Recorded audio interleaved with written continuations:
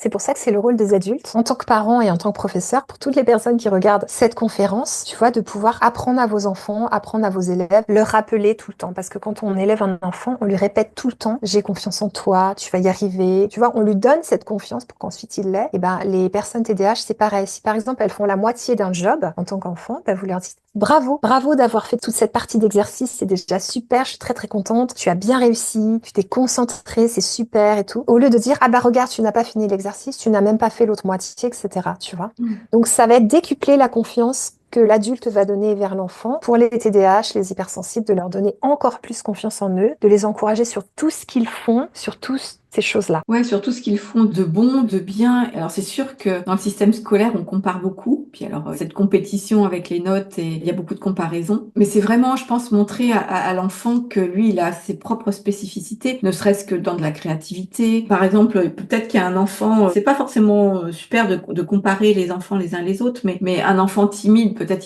qu'il va avoir de super notes, mais Oui. qui sera pas capable de faire des demandes ou d'exprimer ses émotions, alors qu'un enfant TDAH pourra justement spontanément s'exprimer et puis avoir des talents, hein, des dons autres que d'autres enfants. Ouais. Tout à fait. Et comme tu dis, ça, en fait, c'est beau parce que ça déploie les émotions. C'est-à-dire cette société qui a tendance à vouloir qu'il n'y ait pas trop d'émotions, même dans les classes et tout ça. Et ben l'enfant TDAH, lui, les émotions, elles sont là. Tu vois, donc on cache rien, on y est. Donc l'enfant, il redevient un enfant. C'est-à-dire, il est triste, il pleure, d'un coup, il rit, ensuite il se met en colère. C'est vraiment, tu vois, l'enfant. Donc c'est exactement ce que tu dis. Et ce qu'on peut faire, c'est les comparer à eux-mêmes. C'est leur dire, regarde ton progrès, regarde comme tu as avancé depuis le début. Ça fait 2 mois que tu es à l'école, dans cette nouvelle classe, et tu as progressé dans tout ça. Tu as fait tous ces progrès, tous ces efforts. Moi, je te félicite, je suis vraiment fière de toi. Et de leur montrer ça, tu vois. Et de leur dire, bah, ça, je sais que tu vas y arriver, t'en es capable. Et il y a par exemple un livre qui s'appelle Comment apprendre l'autodiscipline aux enfants de Thomas Gordon. Ça a été un disciple de Marshall Rosenberg, le père de Ouais. la communication non violente. Et ce livre-là, je vous le conseille vraiment parce que vous allez aider vos enfants ou les enfants dont vous vous occupez à l'école à déployer leur autodiscipline. Et ça, c'est très, très fort, tu vois, parce que c'est basé sur la CNV et ça permet de pas être tout le temps l'arbitre, Ouais. l'autorité qui dit les choses, mais d'aider l'enfant à déployer son autodiscipline en lui disant, par exemple, tu vois, quand tu laisses les peintures toutes ouvertes, elles sont sèches, puis moi, après, je peux plus peindre et ça me fait de la peine parce que j'aimerais beaucoup peindre. Et l'enfant, parce que vous jouez avec lui, parce que vous l'appréciez, parce que vous rentrez dans son monde, eh bien, en fait, lui, il va avoir envie après de contribuer pour vous. Ça se fait sur des mois et des mois. C'est pas Oui, comme c'est ça. ça.